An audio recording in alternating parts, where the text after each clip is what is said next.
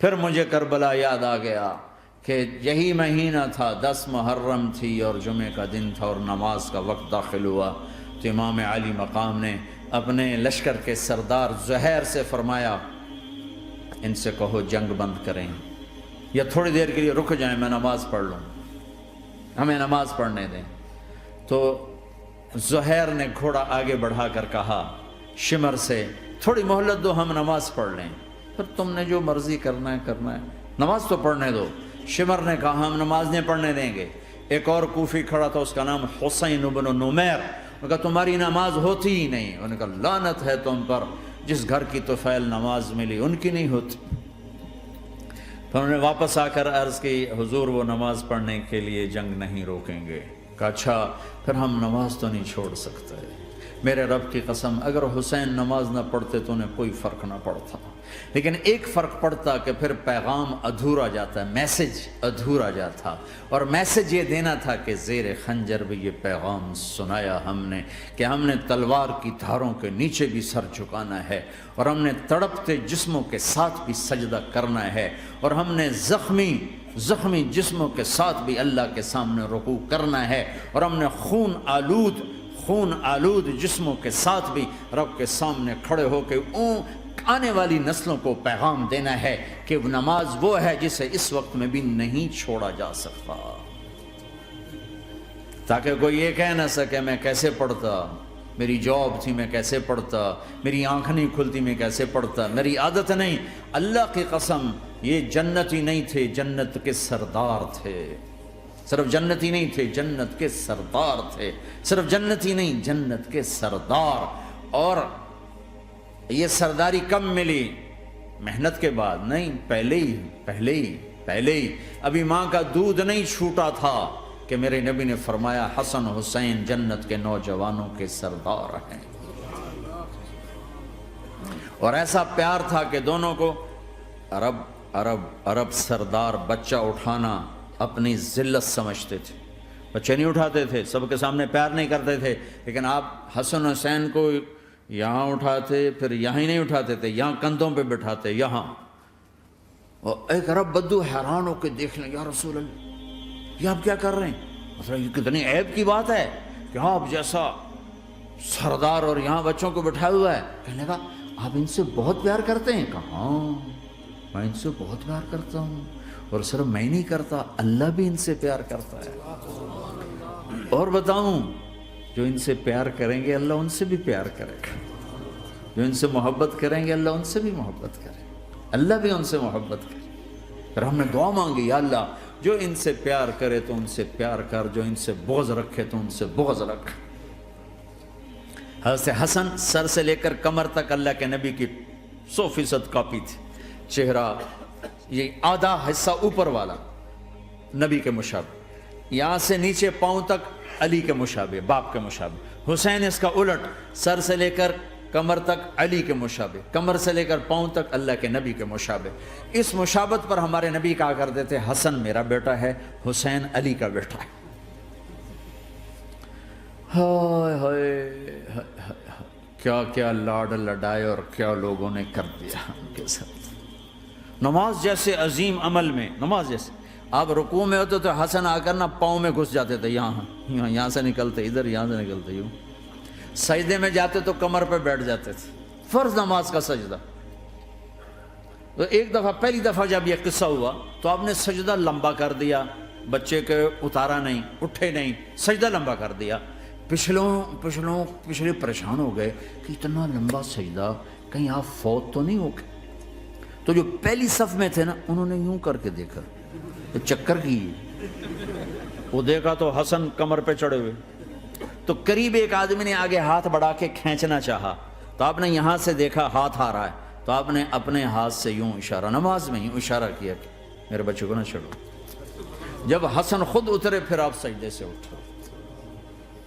کبھی حسین چڑھ جاتے تھے، کبھی حسن چڑھ، دونوں ہی چڑھتے تھے۔ یہ اس طرح حسن کے بعد کبھی یہ کبھی وہ، کبھی یہ کبھی وہ۔ اور آپ حسن کو جب چھوٹے تھے زیادہ حسن، تو آپ حسن کو یوں زبان دکھاتے، اتنا بڑا عظیم نبی کیا ہو رہا ہے، تو وہ زبان، آپ کی زبان بڑی سرخ خوبصورت، تو وہ بچہ سمجھتا شاید یہ کوئی کھانے کی چیز، تو آگے یوں ہاتھ مارتا ہے پکڑنے کے لیے، ہاتھ مارتا، پھر وہ بیٹھ جاتے، پھر آپ کہتے ہیں یہ میرا نبی گھر کی زندگی بتا رہا ہے۔ اور تمہیں تو بچوں کے پاس بیٹھنے کا وقت ہی کوئی نہیں، بیگم بھی کم جاب پہ جا رہی، خامد بھی جاب پہ جا رہا، پیچھے بچے ڈرگ بیچنے پہ لگے، اب تم کس کام کے ہو؟ کیا کرو گے اس دولت کو؟ جب نہیں ڈرگ بیچو، گستاخ ہو گیا، بدتمیز ہو گیا، تو اس دن دولت کو آگ لگا دو جا کے۔ آپ اپنے بچوں کو ٹائم دو، اپنے بچوں کو ٹائم دو۔ عورت کا کام کمانا نہیں ہے، عورت کا کام نسل کو بنانا ہے۔ قناعت سیکھو، قناعت تو آسانی سے مینج ہو جائے گا، قناعت نہیں تو پھر تو دنیا کے بادشاہ کی بھی ہوس پوری نہیں ہو سکتی۔ کھیلتے تھے، حسن حسین کی کشتی کراتے تھے، دونوں بھائیوں کی کشتی کراتے۔ ایک دفعہ دونوں کی کشتی ہو رہی اور حسین ذرا کمزور پڑ رہے تھے، تو آپ اس کو شاباش دیتے، شاباش شاباش شاباش۔ تو حضرت فاطمہ کہنے لگی، ماں بھی بیٹھی تھی، کہنے لگی یا رسول اللہ آپ حسین کو شاباش دے رہے ہیں، حسن کو کیوں نہیں دے رہے؟ تو آپ نے کہا یہ جبریل میرے پاس کھڑا ہوا ہے، یہ بھی حسین کو شاباش دے رہا ہے، تو میں بھی حسین کو شاباش دے رہا ہوں۔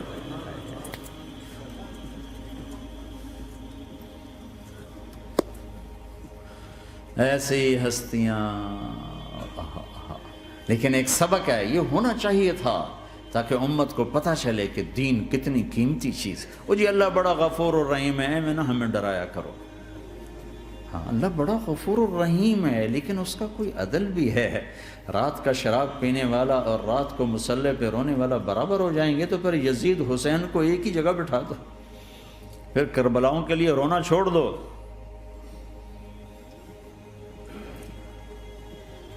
رات کو ناچنے والی، رات کو رونے والی برابر ہو جائیں گے، سود کھانے والا، حلال کھانے والا برابر ہو جائیں گے، شراب بیچنے والا اور مزدوری کرنے والا برابر ہو جائیں گے، جھوٹ بولنے والا، سچ بولنے والا برابر ہو جائیں گے۔ افنجعل المسلمین کالمجرمین ما لکم کیف تحکمون ام لکم کتاب فیہ تدرسون۔ اس سے زیادہ واضح کیا بتاؤں کہ میرا رب کہتا ہے کون سی کتاب میں لکھا ہوا ہے کہ ماننے والا نہ ماننے والا برابر کر دوں گا؟ کون سی کتاب میں؟ اللہ کو یہ کہنا پڑ رہا ہے ام لکم کتاب فیہ تدرسون، کس کتاب میں یہ لکھا ہوا ہے؟